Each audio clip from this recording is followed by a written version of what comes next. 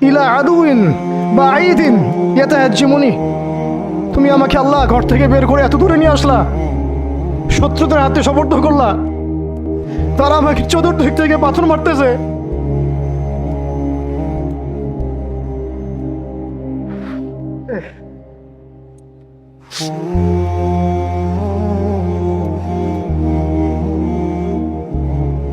আমিলা করিবিন মাল্লাকতাহু আমরি, পরে নবীজি বলছেন আমিলা করিব, নাকি আমাকে কাছের মানুষদের হাতে নিয়ে আসছো আল্লাহ? আল্লাহ তুমি কি আমাকে কাছের মানুষদের হাতে উঠাই দিছ? মাল্লাকতাহু আমরি, যারা আমার ভালো মন্দের কাজের মালিক হয়ে গেছে। এইভাবে দোয়া করতে লাগলেন নবী সাল্লাল্লাহু আলাইহি ওয়াসাল্লাম। যায়েদ বিন হারিস রাদিয়াল্লাহু আনহু শামিল আছেন এখানে। তারপরে নবীজি বলছেন ইল্লাম তাকুন সাখিতুন আলাই ফালা উবালি, আল্লাহ এত কিছুর পরও যদি তুমি আমার প্রতি অসন্তুষ্ট না হও, আমার কিছুই যায় আসে না। আল্লাহ এত কিছু হয়ে গেল, এরপরে যদি তুমি আমার উপর অসন্তুষ্ট না হও, অন্তত আমার কিছুই যায় আসে না। আলহামদুলিল্লাহ।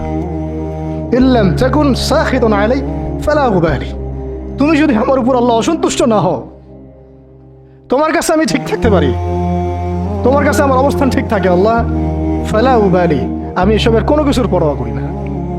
একমাত্র সাহাবী আল কোরআনে বর্ণিত, যার নাম আল কোরআনে এসেছে, তিনি হচ্ছেন যায়েদ বিন হারেসা রাদিয়াল্লাহু আনহু। তার বাবার নাম হারেসা। ঘটনা এমন ছিল যে ছোটবেলায় তার মা তাকে নিয়ে এক জায়গায় যাচ্ছিলেন। তো আগে তো ওই যে ডাকাতি হতো, জলদস্যুর আক্রমণ করতো না, এরকম তাঁবুর মধ্যে আক্রমণ হয়েছে এবং তার মায়ের কাছ থেকে সন্তানকে কেড়ে নিয়ে চলে গেছে। মায়ের জন্য কত কষ্ট করে এটা, সন্তানের মহব্বত, এটা তো বাবা মারাই বুঝবে সন্তানের প্রতি মহব্বত কাকে বলে, সন্তানকে ছেড়ে থাকার কষ্ট, এটা যারা বাবা মা হয়েছেন তারাই তো বুঝবে। তো এদিকে বাবা মা পাগল প্রায়, সন্তানকে খুঁজে পাওয়া যাচ্ছে না, আর দস্যুরা তাকে নিয়ে ওকাস বাজারে বিক্রি করে দিয়েছে। কোন বাজারে? ওকাস। এটা ছিল মক্কায় একটা বাজার, ওখানে মেলা হতো, ওকাস, ওখানে বিক্রি করে দিয়েছে। তো ঘটনাক্রমে তখন তার বয়স মাত্র কত হবে, 8 থেকে 10 বছর। ঘটনাক্রমে তাকে খরিদ করেছেন খাদিজা রাদিয়াল্লাহু আনহা। খাদিজা রাদিয়াল্লাহু আনহার আত্মীয়, খাদিজা রাদিয়াল্লাহু আনহার আত্মীয়। তখন কিন্তু নবী সাল্লাল্লাহু আলাইহি ওয়াসাল্লাম নবুয়ত পান নাই, মানে ওহী আসেনি এখনো, বিয়েও হয়নি এখনো। খাদিজা রাদিয়াল্লাহু আনহার সাথে এখনো বিয়ে হয় নাই। তো তার আত্মীয় তাকে কিনে নিয়ে আসছেন, এনে খাদিজা রাদিয়াল্লাহু আনহার খেদমতে দিয়ে দিয়েছেন। খাদিজা রাদিয়াল্লাহু আনহার সাথে যখন নবী সাল্লাল্লাহু আলাইহি ওয়াসাল্লাম বিয়ে হলো, তখন তো তার বয়স 40, আর আমাদের নবী সাল্লাল্লাহু আলাইহি ওয়াসাল্লামের বয়স 25। এটা বাংলাদেশে হইলে বাংলাদেশের মানুষ মেনে নিত না, তালাক করাই ছাড়তো অনলাইনের মাধ্যমে। কথা বুঝতে পারছেন? যদিও দুজন সুখী, যদিও ধরেন দুজন সুখী একে অপরকে পেয়ে, এখন যদি আমাদের এখানে কোনো ভাই 40 বছর বয়সের কোনো মেয়েকে বিয়ে করে, যার নিজের বয়স হচ্ছে 20 বা 25, সমাজই ওকে তালাক দেওয়া ছাড়বে, যদিও সে ওই মেয়ের সাথে সুখী। হ্যাঁ, বিয়ে কেন্দ্রিক যত জাহালাত, এগুলোই দূর হয় নাই সমাজ থেকে এখনো। রাসূল সাল্লাল্লাহু আলাইহি ওয়াসাল্লামের সাথে বিয়ে হলো, বিয়ে হওয়ার পরে এমন হয় না যে আপনি কাউকে বিয়ে করেছেন এবং তাকে খুব পছন্দ হয়েছে, দুজনকে বেশ সন্তুষ্ট আর কি। তেমন আপনি চান না তাকে কিছু হাদিয়া দিতে, হাদিয়া তোফা দিতে মন যাবে না? হাদিয়া দিয়ে কি আবার কেউ ফেরত নেয়? তো হাদিয়া তোফা দিতে তো মন চাবে। তো খাদিজা রাদিয়াল্লাহু আনহা হাদিয়া দিচ্ছেন নবী সাল্লাল্লাহু আলাইহি ওয়াসাল্লামকে, যে হে মুহাম্মদ, আমার খুব প্রিয় একজন দাস আছে, আমার খুব প্রিয় একজন দাস আছে, এবং তার চেহারা দেখে আমি বুঝতে পারি যে সে খুব বুদ্ধিমান এবং সে খুব সৎ। চেহারা দেখলে বোঝা যায় না মানুষের? চেহারা কিন্তু কথা বলে, চেহারাও কথা বলে, তবে দেখার চোখ থাকতে হবে, দেখার মতো চোখ থাকতে হবে। গুনাহের চোখ দিয়ে তো কারো চেহারা পড়ার সুযোগই নাই। যেমন আনাস রাদিয়াল্লাহু আনহু, তার জন্য নবী সাল্লাল্লাহু আলাইহি ওয়াসাল্লাম দোয়া করে দিয়েছিলেন না? তার মা দেখেই চিনে ফেলছেন যে হ্যাঁ, উনি শেষ নবী, এই চেহারা কোনো মিথ্যাবাদীর চেহারা না। এরকম করে কথা বলা হচ্ছে, ইয়া রাসূলুল্লাহ, আমার ছেলের জন্য দোয়া করে দেন। আব্দুল্লাহ বিন সালাম রাদিয়াল্লাহু আনহু ইহুদি ছিলেন। যখন নবীজি মদিনায় গিয়েছেন, তার চেহারা দেখেই তিনি বুঝে ফেলছেন যে তিনি শেষ নবী। এই চেহারা কোনো মিথ্যাবাদী চেহারা হতে পারে না। তো ওই চোখ থাকতে হবে এবং ওই কলব থাকতে হবে পড়ার জন্য। তো খাদিজা রাদিয়াল্লাহু আনহা হাদিয়া দিয়েছেন যে আমার খুব প্রিয় একজন দাস আছে, জায়েদ। তো নবী সাল্লাল্লাহু আলাইহি ওয়াসাল্লাম এটাকে গ্রহণ করেছেন। হাদিয়া গ্রহণ করে তিনি দেখেন যায়েদ বিন হারিসা রাদিয়াল্লাহু আনহুর তাকদীরটা কেমন হলো। জলদস্যু না, স্থলদস্যুদের হাত থেকে ওকাস বাজার থেকে চলে আসলো কোথায়? খাদিজা রাদিয়াল্লাহু আনহার বাসা, সেখান থেকে নবী সাল্লাল্লাহু আলাইহি ওয়াসাল্লামের সোহবতে। চিন্তা করা যায়? এই তাকদীর তো ইউসুফ আলাইহিস সালামের চেয়েও কম সৌভাগ্যের না। ইউসুফ আলাইহিস সালামের কি হয়েছে? ভাইয়ের ষড়যন্ত্র, সেখান থেকে কূপ থেকে রাজপ্রাসাদ, সেখান থেকে জেল থেকে আবার রাজপ্রাসাদ। তারপরে তো পুরো মিশরের বড় একটা অংশের রাজনৈতিক দায়িত্ব, এবং সেখান থেকেই বনু ইসরাইল পরে আবার মিশরে আসলো। তাই অন্য একদিন আলোচনা করবো ইনশাআল্লাহ। এখানে যায়েদ ইবনে হারিসা রাদিয়াল্লাহু আনহার তাকদীর কেমন? অনন্য সাধারণ, এত চমৎকার যে এটা তো ঈর্ষণীয়। আলী রাদিয়াল্লাহু আনহু ছাড়া এমন তাকদীর তো মনে আর কেউ পান নাই, যে নবী সাল্লাল্লাহু আলাইহি ওয়াসাল্লামের ঘরের মধ্যে তিনি সবসময় তার সাথে তার খেদমত করছেন। শুধু তাই না, নবী সাল্লাল্লাহু আলাইহি ওয়াসাল্লাম তাকে নিজের পুত্র বানিয়ে নিলেন। যায়েদ আমার পুত্র, যায়েদ আমার ছেলে। দাস রাখলেন না। যখন তিনি যায়েদ বিন হারিসা রাদিয়াল্লাহু আনহুকে পেলেন, সবার সামনে এলান করে দিলেন যে সে আমার দাস না, ও আমার ছেলে, যায়েদ আমার ছেলে। নবী সাল্লাল্লাহু আলাইহি ওয়াসাল্লাম বলছেন যায়েদ আমার ছেলে, বলছেন যে আমি তাকে ভালোবাসি, ও আমাকে ভালোবাসে। অথবা এক জায়গায় এভাবে আসছে যে আমি তার উত্তরাধিকারী, সে আমার উত্তরাধিকারী। যায়েদ বিন হারিসা রাদিয়াল্লাহু আনহুর লকব ছিল হিব্বু রাসূলিল্লাহ, রাসূল সাল্লাল্লাহু আলাইহি ওয়াসাল্লামের প্রিয় ভাজন। আর যায়েদ বিন হারিসা রাদিয়াল্লাহু আনহুর ছেলের নাম ওসামা বিন যায়েদ। যায়েদ বিন হারিসা রাদিয়াল্লাহু আনহুকে একবার তিনি একটা সেনাবাহিনীর কাফেলার দায়িত্ব দিয়েছিলেন। কিছু সাহাবী একটু আপত্তি করেছিলেন, বয়স কম, আরো যোগ্য সাহাবী আছে।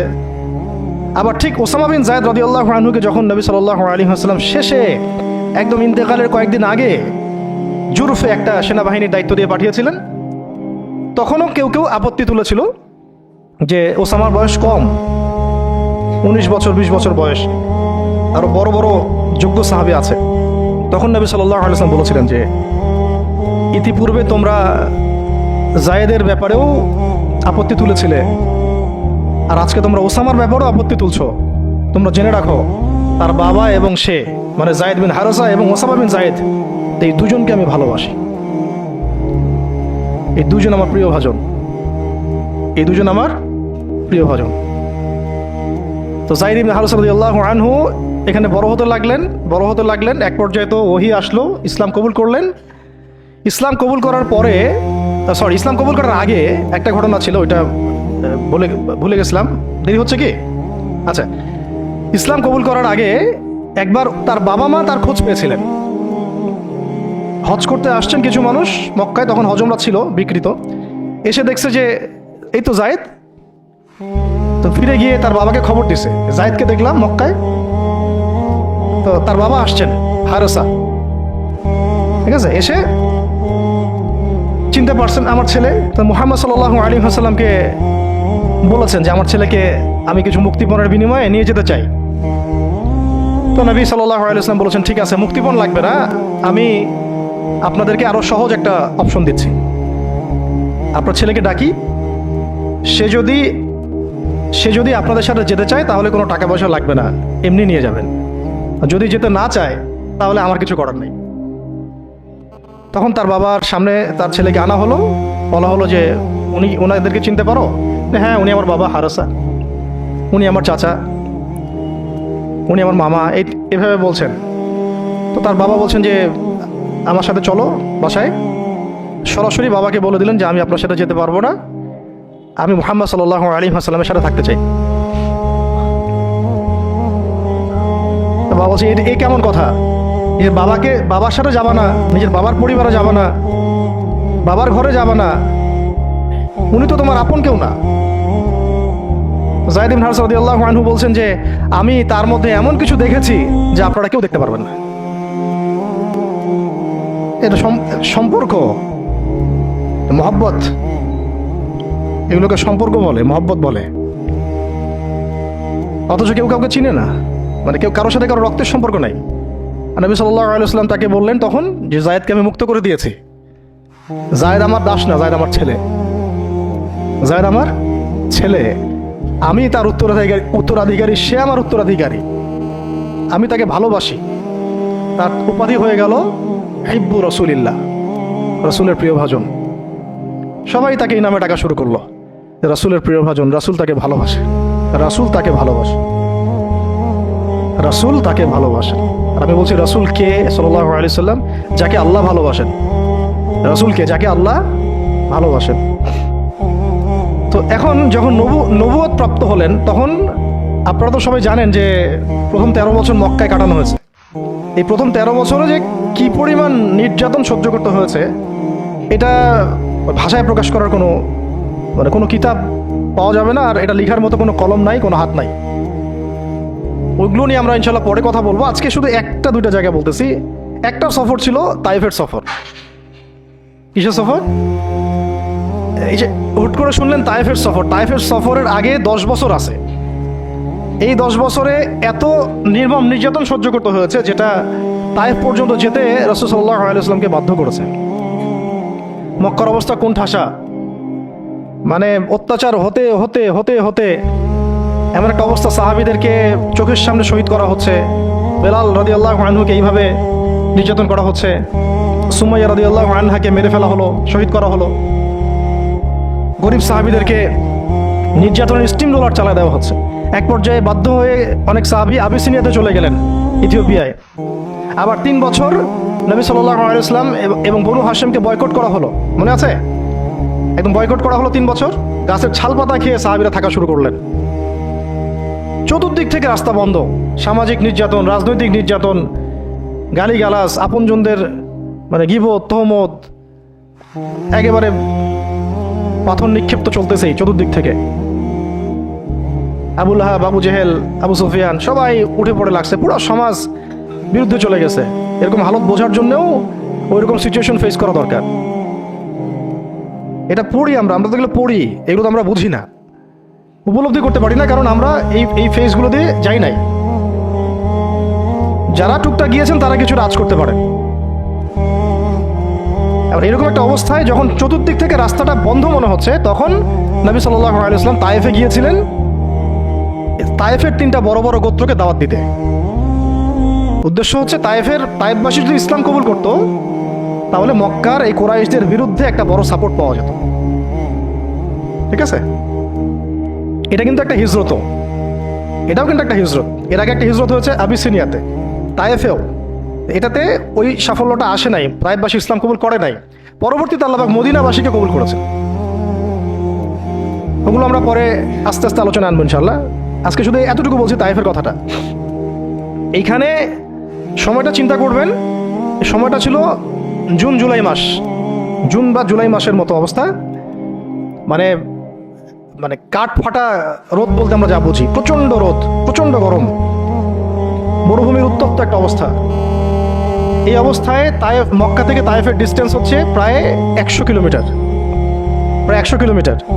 যারা তায়েফে গিয়েছেন তারা হয়তো জানবেন, এটা পাহাড়, মানে মাটির নিচ থেকে তায়েফ শহরটা দেখা যায়। এই যে পাহাড়ের গা বেয়ে যে উঠতে হয়, এখন তো গাড়ি আসছে, গাড়ির যুগ, এই গাড়ি দিয়ে উঠতেও এই নিচ থেকে উপর পর্যন্ত 40 কিলোমিটার, মানে পাহাড়ের গা বেয়েই 40 কিলোমিটার রাস্তা এইভাবে সফর করে করে করে করে তায়েফের শহরের উপরে পৌঁছাতে হয়। এই কাজটা নবী সাল্লাল্লাহু আলাইহি ওয়াসাল্লাম তার সময় করেছেন পায়ে হেঁটে, তাও জুন জুলাই মাসের মতো উত্তপ্ত অবস্থায়, গরমের অবস্থায়। এবং এই সফরে নবী সাল্লাল্লাহু আলাইহি ওয়াসাল্লামের সাথে মাত্র একজন সাহাবী ছিলেন। সেই সাহাবীর নাম যায়েদ ইবনে হারেসা রাদিয়াল্লাহু আনহু, আর কেউ না, রাসূলের প্রিয় ভাজন। তাহলে বুঝতে পারছেন কত কত কাছের সম্পর্ক। আর কেউ না, কোনো সাহাবী না, যায়েদ ইবনে হারেসা রাদিয়াল্লাহু। ঠিক যেমন গারে সাওরে কেউ নাই, কোনো সাহাবী নাই। কে আছেন? আবু বকর রাদিয়াল্লাহু আনহু। আয়েশা রাদিয়াল্লাহু আনহা বলতেন মাঝে মাঝে যে যদি রাসূল সাল্লাল্লাহু আলাইহি ওয়াসাল্লাম জীবিত থাকতেন তাহলে যায়েদ ইবনে হারেসা রাদিয়াল্লাহু আনহুকে মনে হয় তিনি তার পরবর্তী স্থলাভিষিক্ত হিসেবেই ঘোষণা করে দিয়ে যেতেন। এত ভালোবাসতেন তিনি তাকে, মনে হতো যেন যায়েদ বিন হারেসা রাদিয়াল্লাহু আনহুকে তিনি পরবর্তী স্থলাভিষিক্ত করে দিয়ে যাবেন, এত ভালোবাসতেন।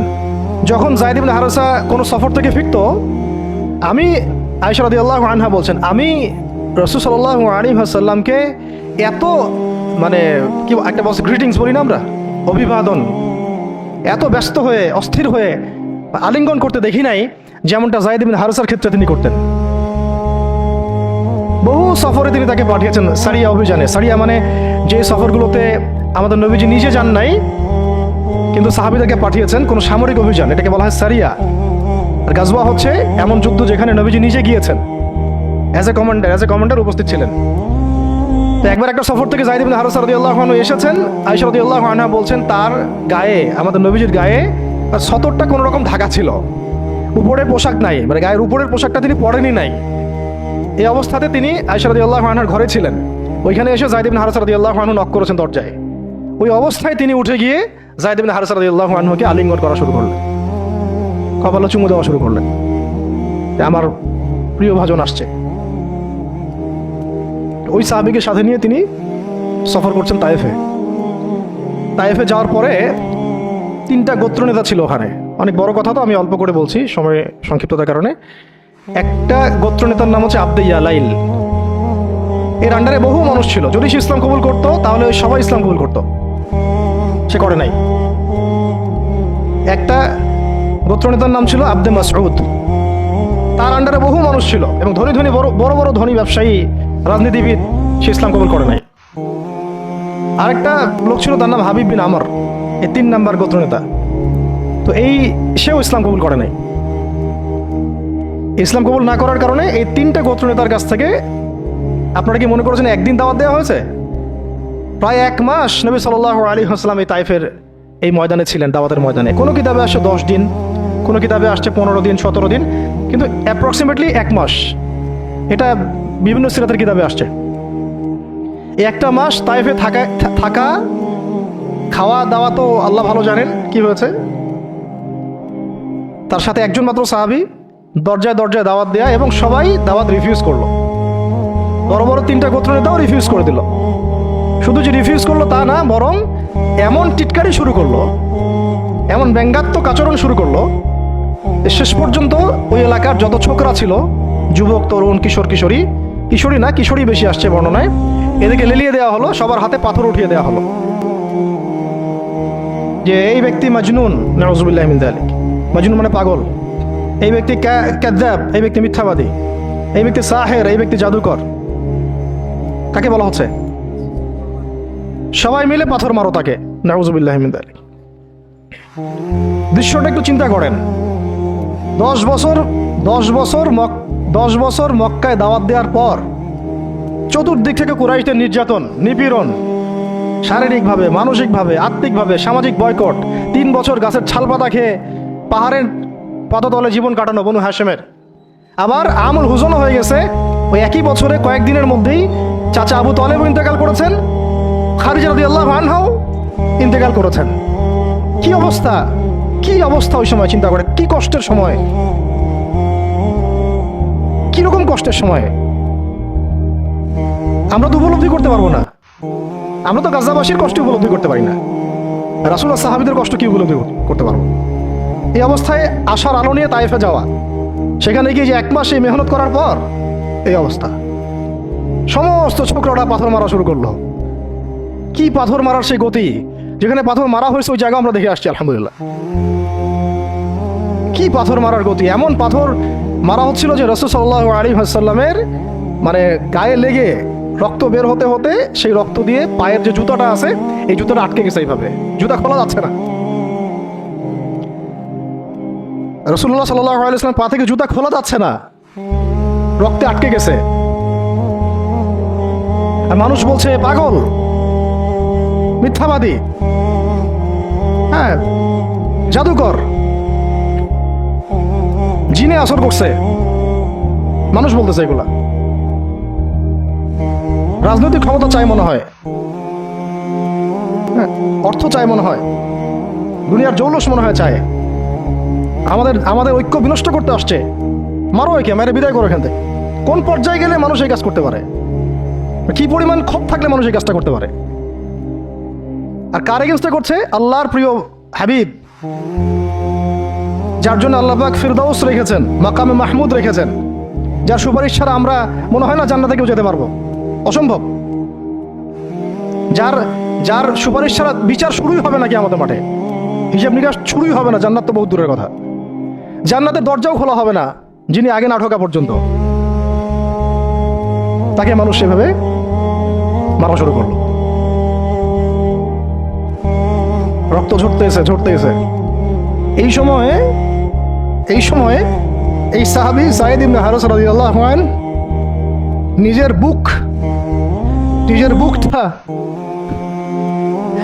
বুকটা নবী সাল্লাল্লাহু আলাইহি ওয়াসাল্লামের সামনে এইভাবে দিয়ে দিয়েছেন যে যতগুলো পাথর আসবে আমার গায়ে যেন লাগে, আমার নবীর গায়ে না লাগে। বুক যখন থেতলায় গেছে তখন পিঠ দিয়ে দিয়েছেন, ইয়া রাসূলুল্লাহ আপনার গায়ে একটা পাথর যেন না লাগে, আমার পিঠে লাগুক। এই সময়টা চিন্তা করেন, সাহাবীর কথা চিন্তা করেন, তাদের ত্যাগ তিতিক্ষার কথা চিন্তা করেন, ওই সময়ের সবরের কথা চিন্তা করেন। আর তায়েফবাসী নবী সাল্লাল্লাহু আলাইহি ওয়াসাল্লামের আপনজন ছিল। তায়েফের গোত্রে নবী সাল্লাল্লাহু আলাইহি ওয়াসাল্লামের দুধ পান করানো হয়েছিল, হালিমা সাঈদার গোত্র এটা। দূরের মানুষ আপনাকে যখন ভালো মন্দ বলবে আপনার অতটা কষ্ট হবে না যতটা আপনার কাছের মানুষ আপনাকে ভালো মন্দ বললে কষ্ট হবে। যখন আপনার প্রিয় মানুষেরা আপনাকে পাথর ছুড়বে, এই পাথরের আঘাত সহ্য করা এত সহজ না। কাফেররা, ফাসেকরা, জালেমরা, মুশরিক, মুনাফিকরা পাথর ছুড়বে, সেই পাথর আপনি সৌভাগ্যের সাথে বরণ করতে পারেন, সেই রক্তক্ষরণে আপনার কষ্ট হবে না। তো প্রিয় মানুষদের দেওয়া অপবাদ, মিথ্যাচার, গীবত, তহমত, পাথর আপনাকে এত কষ্ট দিবে, এই কষ্টের লোড আপনি সহ্য করতে পারবেন না। আর যদি আল্লাহ আপনাকে সহ্য করার ক্ষমতা দিয়ে দেন, ইনশাআল্লাহ আপনি এমন ব্যক্তি হবেন যে ব্যক্তির হাতে আল্লাহ রাব্বুল আলামিন ইসলামের ঝান্ডা উঠাই দেবেন ইনশাআল্লাহ, যাকে আল্লাহ রাব্বুল আলামিন পুরো কওমের জন্য কবুল করবেন ইনশাআল্লাহ। এবং পুরো শক্তি আপনার সামনে একদিন না একদিন পরাজয় বরণ করবেই, সময়ের ব্যাপার। যায়েদ বিন হারেসা রাদিয়াল্লাহু আনহু নিজের বুকটা এইভাবে আগলায় দিয়ে রাখছেন, আমার গায়ে লাগুক ইয়া রাসূলুল্লাহ, আপনার গায়ে না লাগে। আজকে আপনি যায়েদ ইবনে হারেসাকে পাবেন কোথায়? কিসের ইসলামী বিপ্লবের কথা বলি আমরা? জামা ইমারা এটা ওইটা, যায়েদ বিন হারেসারাই তো নাই। ওইরকম আখলাকের নেতাও যেমন আমরা পাই না, ওই রকম যায়েদ বিন হারেসাদের মতো আমরা মামুরও তো পাই না।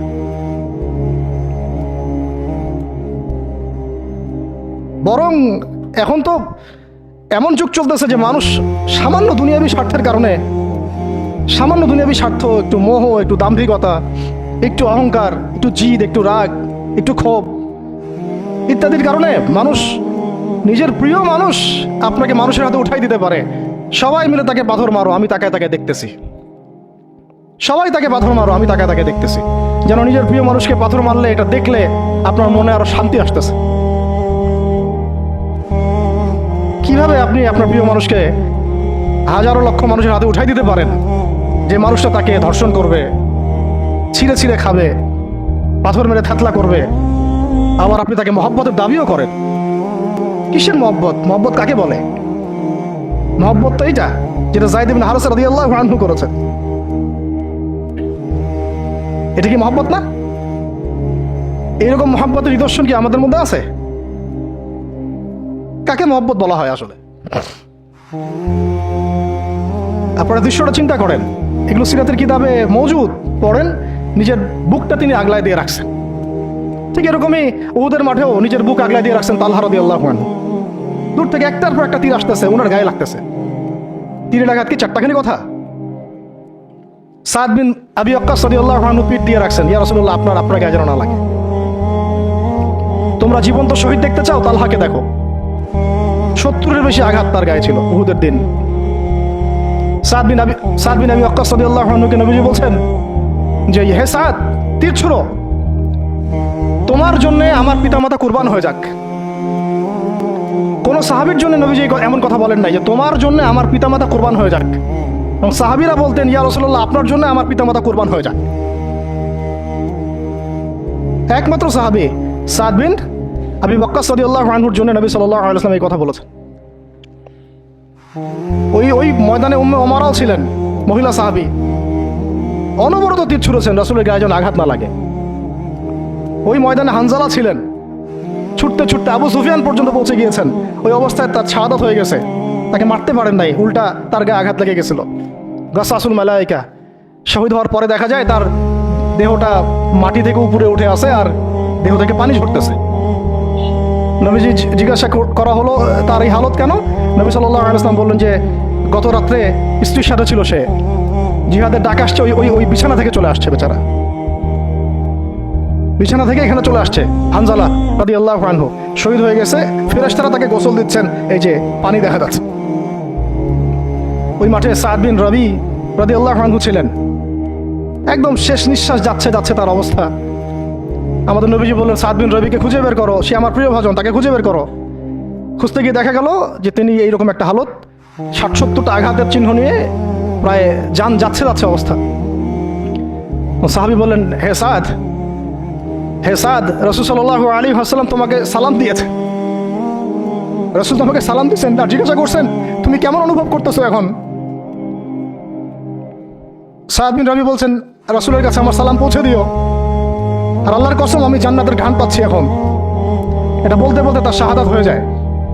আর তিনি বলতে বলতে একটা কথা শেষে বলে গিয়েছিলেন যে আমি চলে যাওয়ার পরে, তিনি আনসারদের নেতা ছিলেন, আমি চলে যাওয়ার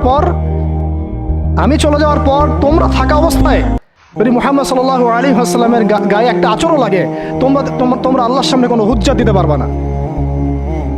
আমি চলে যাওয়ার পরে যদি মুহাম্মদ সাল্লাল্লাহু আলাইহি ওয়াসাল্লামের গায়ে একটা আঁচড়ও লাগে, তোমরা আল্লাহর সামনে কোনো হুজ্জাত দিতে পারবে না। আর আমরাও তো এখন দুনিয়াতে বেঁচে আছি, আমাদের নবী সাল্লাল্লাহু আলাইহি ওয়াসাল্লামের গায়ে কি না লাগতেছে, আমরা কি বা করতে পারতেছি। কত সাহাবী।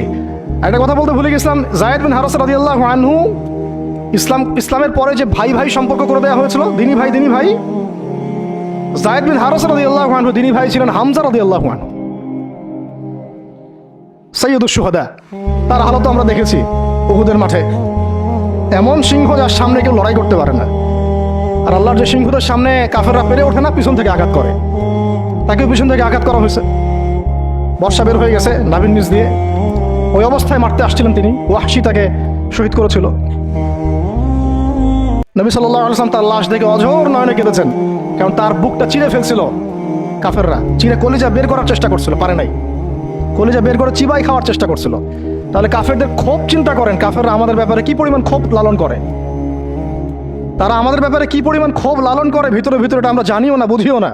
আমরা ওদের সাথে বন্ধুত্ব করতে চাই, ওদেরকে আমাদের নিজেদের আপন মনে করি, ওদের হাতে আমরা আমাদের দিনী ভাইদেরকে উঠাই দিই, বোনদেরকে উঠাই দেই, আপনজনদেরকে উঠাই দেই। হামজা রাদিয়াল্লাহু আনহুর এরকম হালত। তার দিনী ভাই ছিলেন যায়েদ বিন হারেসা রাদিয়াল্লাহু আনহু।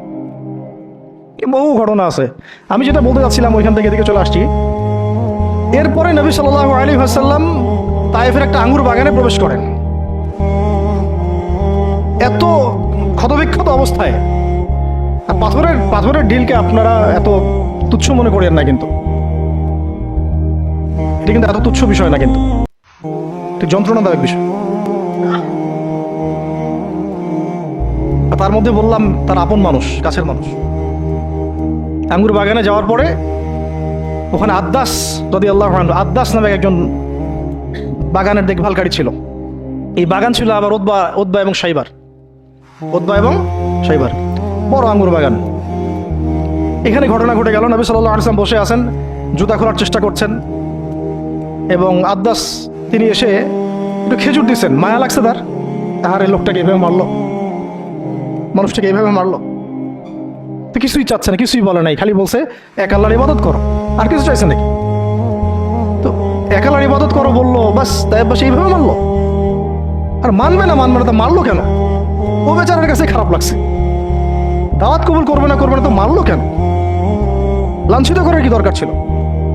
কবুল না করলে চলে যাবে, বা কবুল না করলে তারা ফিরাই দিবে, মারার কি দরকার আছে? তার মায়া লাগছে খুব, সে এসে কিছু খেজুর দিছে খাইতে, পানি দিছে খাইতে। ওই অবস্থায় নবী সাল্লাল্লাহু আলাইহি ওয়াসাল্লাম পানির গ্লাস নিয়ে খেজুর নিয়ে বিসমিল্লাহির রহমানির রহিম, বিসমিল্লাহ বলছেন, বিসমিল্লাহ। বিসমিল্লাহ শুনে সে আদ্দাস তার খুব ভালো লাগছে যে এই শব্দটা আপনি কোথা থেকে পেলেন। নবীজি তাকে জিজ্ঞাসা করছেন, তোমার নাম কি? আদ্দাস। কোথায় থাকো? আমি নিনওয়ার নামক একটা জায়গা থেকে আসছি। এটা শুনে নবী সাল্লাল্লাহু আলাইহি ওয়াসাল্লাম বলছেন যে, ও আচ্ছা, তার মানে তুমি আমার ভাই ইউনুসের এলাকার মানুষ। তুমি আমার ভাই ইউনুসের এলাকার মানুষ? আচ্ছা, আপনি কিভাবে ইউনুসকে চিনেন? ইউনুস আমার ভাই, নবীগণ সবাই বৈমাত্রিক ভাই, আমি আল্লাহ রসুল, সেও আল্লাহ নবী। তখন তিনি ইসলাম কবুল করেন। আদ্দাস রাদিয়াল্লাহু, তার নামে ওখানে এখন মসজিদ আছে। হ্যাঁ, ওখানে আপনারা গিয়ে দেখবেন মসজিদ আছে। এই জায়গায় যায়েদ বিন হারেসা রাদিয়াল্লাহু আনহুর ভূমিকাটা দেখেন। এবার নবী সাল্লাল্লাহু আলাইহি ওয়াসাল্লাম ওই জায়গায় বসে দোয়া করতেছেন। এটা শেষ অংশ, দোয়া করতেছেন। এই দোয়ার লফজ যদি আরবি থেকে আরবি বুঝতে পারতেন, তাহলে মানে আমার এতগুলো কথা বলা সার্থক হতো আর কি। মানে আমি যদি মানুষকে এই দোয়ার শব্দগুলোর অর্থ বুঝাতে পারতাম, ওই ক্ষমতা যদি আমার থাকতো, আমার মনে হয় না এই ক্ষমতা কোনো ওলামায়ে কেরামের আছে। আমার মনে হয় না এই ক্ষমতা কোনো ওলামায়ে কেরামের আছে যে এই দোয়ার শব্দগুলো আওয়ামকে বুঝাই দিবে, এক্স্যাক্টলি সেই ফিলিংস এবং ইমোশন বুঝাবে, এমন ক্ষমতা আমাদের কাউকে দেওয়া হয় নাই। শুধু এই অনুভূতিগুলো বোঝার জন্য হলেও আরবি শেখা দরকার আপনাদের, আমাদের সবারই। এগুলো অনুভূতিগুলো বোঝার জন্য হলেও আমাদের আরবি শেখা দরকার। মোনাজাতে মাকবুল কিতাবেও দোয়াটা আছে। নবী সাল্লাল্লাহু আলাইহি ওয়াসাল্লাম রক্তাক্ত অবস্থায়, ক্ষতবিক্ষত অবস্থায়, তার পাশে যায়েদ ইবনে হারেসা রাদিয়াল্লাহু আনহু, তারা আল্লাহ রাব্বুল আলামিনের কাছে দোয়া করতেছেন। এই দোয়াটার নাম হচ্ছে মাজলুমের দোয়া, দুর্বলের দোয়া। কিসের দোয়া? দুর্বলের দোয়া।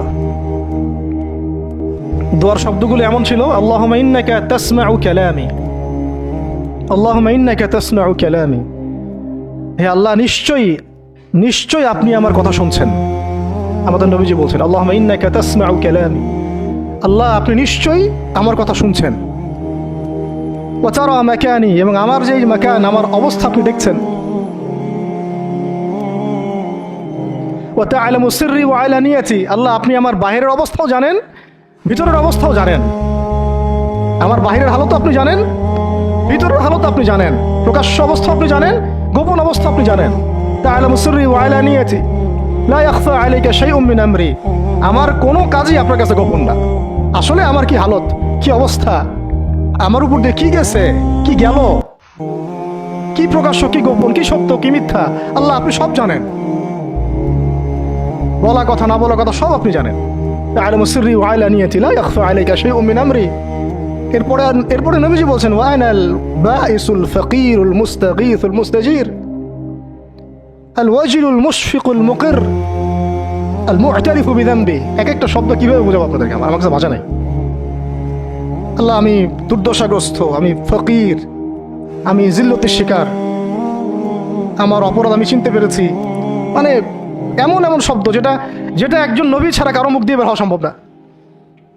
এমন এমন শব্দ যেটা ওহী ছাড়া সম্ভব না। আসআলুকা মাসআলাতাল মিসকিন, মিসকিনরা যেভাবে তোমার কাছে চায় আল্লাহ, আমি সেভাবে তোমার কাছে চাচ্ছি। ওয়া আবতাহিলু ইলাইকা ইবতিহালাল মুযনিবিয যালিল, একজন মানুষকে যখন অপদস্থ, লাঞ্ছিত করা হচ্ছে, সেই মানুষ যেভাবে আপনার কাছে চায়, আমি সেইভাবে আপনার কাছে চাচ্ছি। আরো অনেক শব্দ আছে, মাঝখানে লাইন আছে। একটা জায়গায় আছে অনেক বড় দোয়া, আল্লাহুম্মা ইয়া খায়রাল মাসউলিন ইয়া খায়রাল মু'তিন ইলাইকা আশকু দু'ফা কুওয়াতি। এই অংশটা সব কিতাবেই আছে সিরাতের। আল্লাহুম্মা ইলাইকা আশকু দু'ফা কুওয়াতি, আল্লাহ আমি তোমার কাছে আমার শক্তির অক্ষমতা প্রকাশ করতেছি। মানে আমার যে শক্তি নাই এখন, তাইবাসী আমার সাথে এগুলো করলো, আমার তো শক্তি নাই এখন, আমার এই শক্তির অক্ষমতা আল্লাহ আমি তোমার কাছে প্রকাশ করতেছি।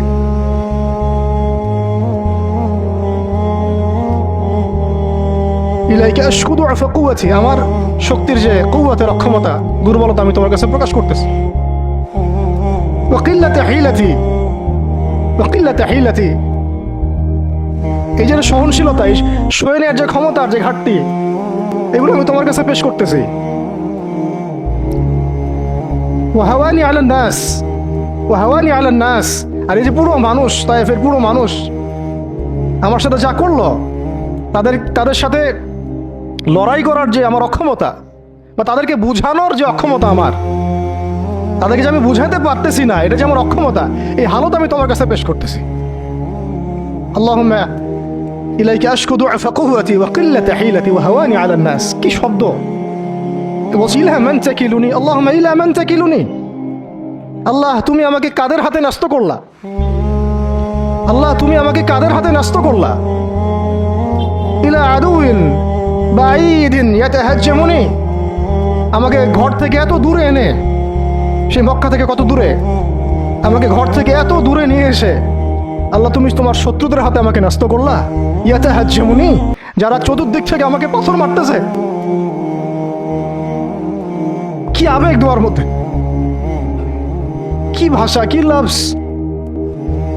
ইলা আদুইন বাঈদিন ইয়াতাহাজ্জামুনি, তুমি আমাকে আল্লাহ ঘর থেকে বের করে এত দূরে নিয়ে আসলা, শত্রুদের হাতে সোপর্দ করলা, তারা আমাকে চতুর্দিক থেকে পাথর মারতেছে।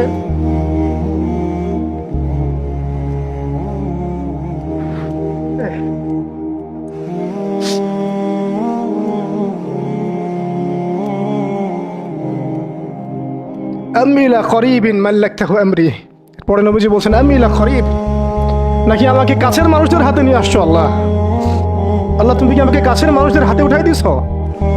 মাল্লাকতাহু আমরি, যারা আমার ভালো মন্দের কাজের মালিক হয়ে গেছে। এইভাবে দোয়া করতে লাগলেন নবী সাল্লাল্লাহু আলাইহি ওয়াসাল্লাম। কিভাবে বুঝবেন এই ভাষার শব্দগুলো? ঠিক এইরকম শব্দেই দোয়া করেছিলেন খুবাইব রাদিয়াল্লাহু আনহু, যখন তাকে শুলে চড়ানো হবে, এবং তিনি তখন, শুলদণ্ড অনেক কঠিন, জীবন্ত একটা মানুষকে মেরে ফেলা, পিছন দিক থেকে লোহা আছে না, এগুলো প্রবেশ করে মাথা দিয়ে বের করে দেয়। শুলদণ্ড, খুবাইব বিন আদি রাদিয়াল্লাহু আনহুকে শুল দেওয়া হয়েছে। এটা রাজির ঘটনা, সিরাতে পড়বেন, রাজির ঘটনা। ট্র্যাপে ফেলে হত্যা করা হয়েছে। যখন তাকে শুলে দেওয়া হচ্ছে, তখন তাকে বলা হয়েছে যে তোমার জায়গায় যদি মুহাম্মদকে হত্যা করা হয়, তুমি কি খুশি হবা? তোমাকে ছেড়ে দিয়ে যদি মুহাম্মদকে হত্যা করা হয়? বলছেন যে আমার জায়গায় মুহাম্মদকে হত্যা করা তো দূরের কথা, সাল্লাল্লাহু আলাইহি ওয়াসাল্লাম, তার একটা লোম বাঁকা হোক আমি সেটাও চাই না, সেটাও সহ্য করতে পারবো না। এরপর তিনি বলছিলেন, এই যে আমি বললাম ইল্লাম তাকুন সাখিতুন আলাইয়া ফালা উবালি, এরকম দোয়া খুবাইব রাদিয়াল্লাহু আনহু করেছেন। তিনি বলছিলেন তখন, লাস্তু উবালি হিনা উকতালু মুসলিমান, লাস্তু উবালি হিনা উকতালু মুসলিমান, যখন আমাকে মুসলমান হিসেবে শহীদ করে দেওয়া হচ্ছে আমি কোনো পরোয়াই করি না। যখন আমাকে মুসলমান হিসেবে শহীদ করে দেওয়া হচ্ছে আমি এর কোনো পরোয়াই করি না। লাস্তু উবালি হিনা উকতালু মুসলিমান আলা আই শাক্কিন কানা ফিল্লাহি মাসরাই, আমাকে হত্যা করার সময় যেদিকেই তোমরা পাশ ফিরাও না কেন, ওই পাশ আল্লাহর জন্য। ওয়াযালিকা লিলাহ ওয়াযালিকা যাতুল ইলাহি ওয়া ইন ইয়াশা, আর তিনি তো এমন জাতের ইলাহ, এমন ইলাহ, তিনি একজন, আল্লাহর কথা বলা হচ্ছে, তিনি এমন একজন ইলাহ, তিনি যদি চান ইউবারিক আলা ফি কুল্লি শিলউইন মুমাজ্জাহ, তিনি আমার কেটে ফেলা প্রত্যেকটা হাড়ে এবং মাংসে বরকত দিয়ে দিবেন। এইভাবে তাকে হত্যা করা হয়েছে। খুবাইব রাদিয়াল্লাহু আনহু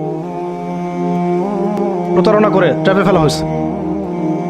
এরকম বীরে মামুনাও ঘটনা ঘটছে, এরকম 70 জন সাহাবীকে ট্র্যাপে ফেলে হত্যা করে দেওয়া হয়েছে। আপনারা সতর্ক থাকবেন। এই ঘটনার পরে বহু ঘটনা হয়েছে, সিরাতে হিজরত হয়েছে। উম্মে আইমান একজন সাহাবী ছিলেন, কি নাম? নবী সাল্লাল্লাহু আলাইহি ওয়াসাল্লামের অনেক প্রিয়ভাজন। তিনি নবী সাল্লাল্লাহু আলাইহি ওয়াসাল্লামকে ভরণ পোষণ, লালন পালন করেছেন, কিন্তু তিনি দেখতে কালো ছিলেন।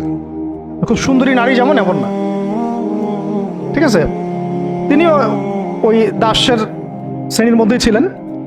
তাকে তো সবাই সচরাচর বিয়ে করতে যাচ্ছে না। নবী সাল্লাল্লাহু আলাইহি ওয়াসাল্লাম বলেছিলেন একবার যে তোমাদের মধ্যে কেউ আসো জান্নাতের একটা মেয়েকে বিয়ে করবা? তোমাদের মধ্যে কি এমন কেউ আসো যে জান্নাতি একটা মেয়েকে বিয়ে করবা?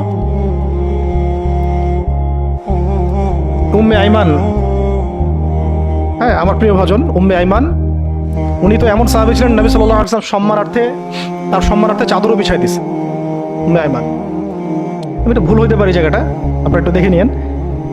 তো নবী সাল্লাল্লাহু আলাইহি ওয়াসাল্লাম যখন উম্মে আইমানের কথা বলেছেন, তখন অনেকেই দাঁড়ায় নাই বিয়ে করার জন্যে।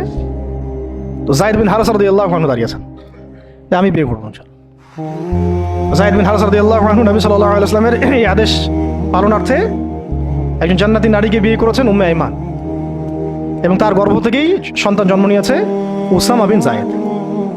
উসামা বিন যায়েদ, ওই যার ব্যাপারে নবীজি শেষে বললেন যে উসামা, ওকে আমি ভালোবাসি, তার বাবাকে আমি ভালোবাসতাম। আরও একটা ঘটনা আছে, উসামা বিন যায়েদ রাদিয়াল্লাহু আনহুকে যখন আবু বকর রাদিয়াল্লাহু আনহু আবার মিশনে পাঠাচ্ছিলেন, কোন মিশনটা যেটা অসমাপ্ত ছিল নবী সাল্লাল্লাহু আলাইহি ওয়াসাল্লামের ইন্তেকালের সময়, ওই মিশনটা থেকে তারা ফিরে আসেন।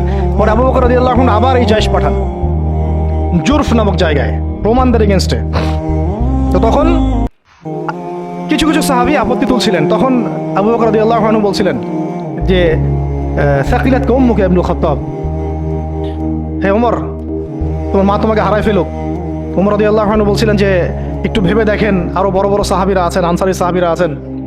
তখন আবু বকর রাদিয়াল্লাহু আনহু বলছেন যে ইস্তা'মালাহু রাসূলুল্লাহ, তাকে আল্লাহ রাসূল সাল্লাল্লাহু আলাইহি ওয়াসাল্লাম দায়িত্ব দিয়ে গিয়েছিলেন। ওয়া আনতা তা'মুরুনি আন আনজিহা, আর আনজিহু, আর তুমি আমাকে আদেশ করতেছো যে আমি তাকে স্থলাভিষিক্ত করব। তুমি ফিরে যাও, প্রস্তুতি গ্রহণ করো, সাহাবীদেরকে বলো প্রস্তুতি নিতে, তার ওসামার জাইশে যাবে। সে হচ্ছে ওসামা বিন যায়েদ রাদিয়াল্লাহু আনহু, আসছেন উম্মে আইমান রাদিয়াল্লাহু আনহার গর্ভ থেকে, জান্নাতি নারী। তো জান্নাতি নারীর জন্যে রূপ সৌন্দর্য শর্ত না, জান্নাতি নারীর জন্য কি শর্ত না? রূপ সৌন্দর্য শর্ত না, তাকওয়া, ঈমান, এগুলো শর্ত। এরকম বিয়েও তিনি করেছেন নবী সাল্লাল্লাহু আলাইহি ওয়াসাল্লামের পছন্দ মতো। আবার তিনি জাইনাব বিনতে জাহাশ রাদিয়াল্লাহু আনহাকেও বিয়ে করেছিলেন। জাইনাব বিনতে জাহাশ রাদিয়াল্লাহু আনহাকে বিয়ে করেছিলেন, কিন্তু একটু শেষ করে দিচ্ছি, 5 মিনিট, একটু ধৈর্য ধরেন। জাইনাব বিনতে জাহাশ রাদিয়াল্লাহু আনহাকে তিনি বিয়ে করেছিলেন, এটাও নবী সাল্লাল্লাহু আলাইহি ওয়াসাল্লামেরই তত্ত্বাবধানে হয়েছিল। নবী সাল্লাল্লাহু আলাইহি ওয়াসাল্লাম জাইনাব বিনতে জাহাশ রাদিয়াল্লাহু আনহাকে বলেছিলেন যে যায়েদকে বিয়ে করো, যায়েদ আমার অনেক প্রিয় ভাজন। আর জাইনাব বিনতে জাহাশ রাদিয়াল্লাহু আনহা আল্লাহর নবীর ফুফাতো বোন ছিলেন, যে বোনকে বিয়ে দিয়েছেন যায়েদ বিন হারেসা রাদিয়াল্লাহু আনহুর সাথে। কিন্তু দাম্পত্য জীবনে মানে স্টেবিলিটি ছিল না, দাম্পত্য জীবনে একদম নির্ঝঞ্ঝাট ছিল না জীবনটা, একটু সমস্যা হচ্ছিল। কারণ যায়েদ রাদিয়াল্লাহু আনহু গোত্রগতভাবে কি ছিলেন?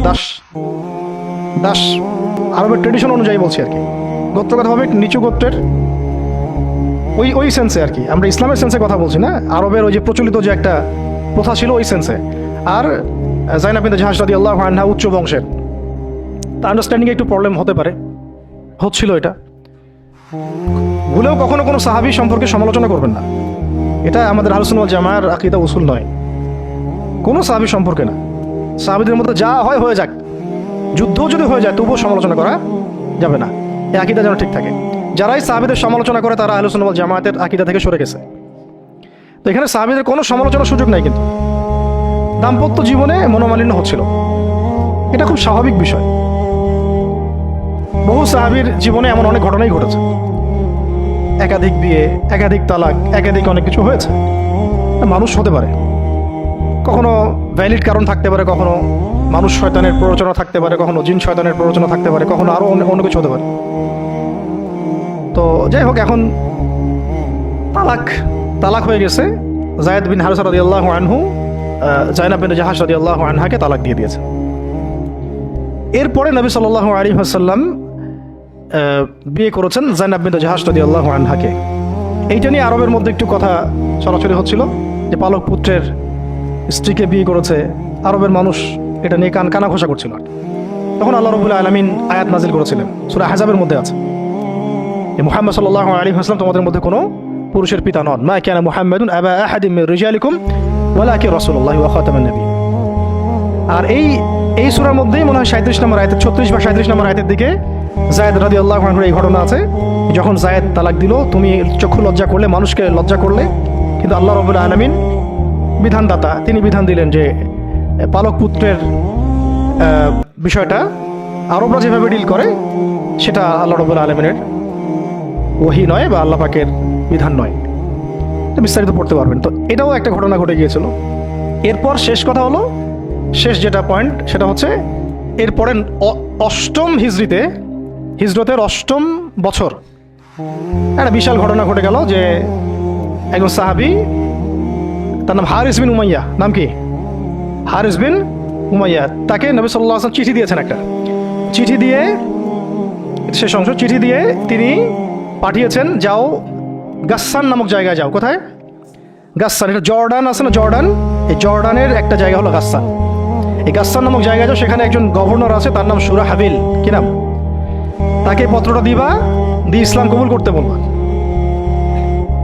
তো হারিস বিন উমাইয়া রাদিয়াল্লাহু আনহু গিয়েছেন। এবার এরা এত বেশি উদ্ধত ছিল, সাহাবীকে ধরে হত্যা করে দিয়েছে। তিনি কিন্তু রাষ্ট্রদূতকে হত্যা করা জঘন্য অপরাধ, এমনিতেই অপরাধ, তার মধ্যে রাসূলের রাষ্ট্রদূত সাহাবী, তিনি, তাকে এভাবে হত্যা করে দেওয়া হলো। কয়জন সাহাবীকে হত্যা করলো? কয়জন?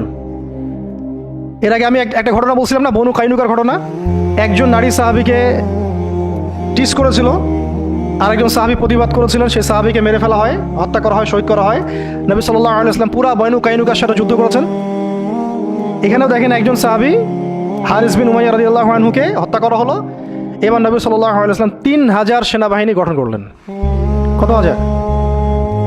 আচ্ছা, এখন শুনেন, আমি একটা দলিল দিতে চাইলাম যে দেখেন, সারা বিশ্বে চায়নার কথা বলেন, সিরিয়ার কথা বলেন, রোহিঙ্গাদের কথা বলেন, আরাকানের কথা বলেন, আপনি কাশ্মীরের কথা বলেন, আফগানের কথা বলেন, তারপরে এই যে আফ্রিকার কন্টিনেন্টের কথা বলেন, আফ্রিকা, মালি, নাইজেরিয়া, সোমালিয়া, আর মধ্যপ্রাচ্যের কথা আর কি বলবো, Yemen, Libya, Jordan, Lebanon, Palestine, Gaza, এই সারা বিশ্বে যত মুসলমান আছে তাদের মধ্যে কত লক্ষ মুসলমানকে হত্যা করার পরেও এই সিদ্ধান্ত এখন উম্মাগতভাবে আমরা নিতে পারি নাই, যেটা নবী সাল্লাল্লাহু আলাইহি ওয়াসাল্লাম বনু কাইনুকার এগেনস্টে নিয়েছিলেন আর এই রোমানদের এগেনস্টে নিয়েছিলেন। একজন নারী সাহাবীকে শ্লীলতাহানি করা, আর একজন সাহাবী তাকে বাঁচাতে এসে তার পক্ষে প্রতিবাদ করায়, তাকে হত্যা করা, এবং নবী সাল্লাল্লাহু আলাইহি ওয়াসাল্লাম পুরা বনু কাইনুকাকে উচ্ছেদ করলেন। এখানে সুরাহবিল কি করেছে? একজন সাহাবীকে হত্যা করেছে, রাষ্ট্রদূত হারিস বিন উমাইয়া। নবী সাল্লাল্লাহু আলাইহি ওয়াসাল্লাম 3000 সৈন্য পাঠিয়ে দিচ্ছেন। আর এখন উম্মার দিকে তাকান, যে রাষ্ট্রগুলোর কথা আমি বললাম, আমাদের সহ সব জায়গায়, আমাদেরটা অন্যভাবে ডিল করি আমরা, বাইরের সব রাষ্ট্রগুলো, এই রাষ্ট্রগুলোতে কত হাজার সৈন্য না, কত হাজার নিরপরাধ মুসলিমকে হত্যা করা হয়েছে। সংখ্যাটা কি হাজারে না লাখে? কত হাজার বা লাখ বাচ্চাদেরকে হত্যা করা হয়েছে, কত হাজার বা লাখ মা বোনদেরকে হত্যা এবং ধর্ষণ করা হয়েছে। তারপরে উম্মাগতভাবে আমরা এখন এই সিদ্ধান্তে আসতে পারি নাই, যে সিদ্ধান্ত নবী সাল্লাল্লাহু আলাইহি ওয়াসাল্লাম তাৎক্ষণিক নিয়ে ফেললেন। আমার রাষ্ট্রদূতকে হত্যা করেছে, 3000 সৈন্য রেডি, এবং তারা কিন্তু সুপার পাওয়ার। রোমানরা তখন কি সুপার পাওয়ার, এটা দেখানোর সময় নাই যে তার কাছে কি অস্ত্র আছে, তাদের ক্ষমতা কতটুকু, তাদের কাছে কি আছে, তাদের সৈন্য সংখ্যা কত, আয়তন সংখ্যা কত, ওদের অর্থনীতি কত সমৃদ্ধ, কোনো কিছুর পরোয়া সাহাবা কেরাম করেন নাই। 3000 সৈন্য রেডি করে এই বাহিনীর পতাকা হাতে তুলে দিলেন সাহাবী যায়েদ ইবনে হারেসা রাদিয়াল্লাহু আনহু হাতে। কার হাতে? চিন্তা করেন, তায়েফের সাথী, রাসূল সাল্লাল্লাহু আলাইহি ওয়াসাল্লাম প্রিয় ভাজন, তায়েফের সাথী, জান্নাতি নারীকে বিয়ে করেছেন, এবং বলে দিলেন যদি জায়েদ শহীদ হয়, কথার বলার উদ্দেশ্যই হচ্ছে জায়েদ শহীদ হবে, হতে পারে ইনশাআল্লাহ, তাহলে পতাকা উঠায় নেবে আব্দুল্লাহ বিন রওয়াহা রাদিয়াল্লাহু আনহু। যদি আব্দুল্লাহ বিন রওয়াহা শহীদ হয়, পতাকা উঠায় নেবে জাফর ইবনে আবি তালেব। যদি জাফর শহীদ হয় বা আব্দুল্লাহ বিন রওয়াহা শহীদ হয়, তাহলে পতাকা তোমাদের মধ্য থেকে কাউকে তোমরা আমির বানায় নিও। হ্যাঁ, পরে ছিল সেখানে খালিদ বিন ওয়ালিদ রাদিয়াল্লাহু আনহু। তো তিনি তখন নতুন ইসলাম কবুল করেছেন, তাই সবার আগে তাকে আমির করা হয় নাই। তো খালিদ বিন ওয়ালিদ রাদিয়াল্লাহু আনহু প্রায় 100টার মতো যুদ্ধ করেছেন ইসলামের পক্ষে। কোনো যুদ্ধে তিনি হারেন নাই, কোনো যুদ্ধে পরাজয় বরণ করে নাই। উহুদের যুদ্ধে বিপর্যয় তো তার হাত দিয়ে হয়েছে, তাই না? তো তিনি যুদ্ধ কৌশলে অনেক পারদর্শী, খালিদ বিন ওয়ালিদ রাদিয়াল্লাহু আনহু।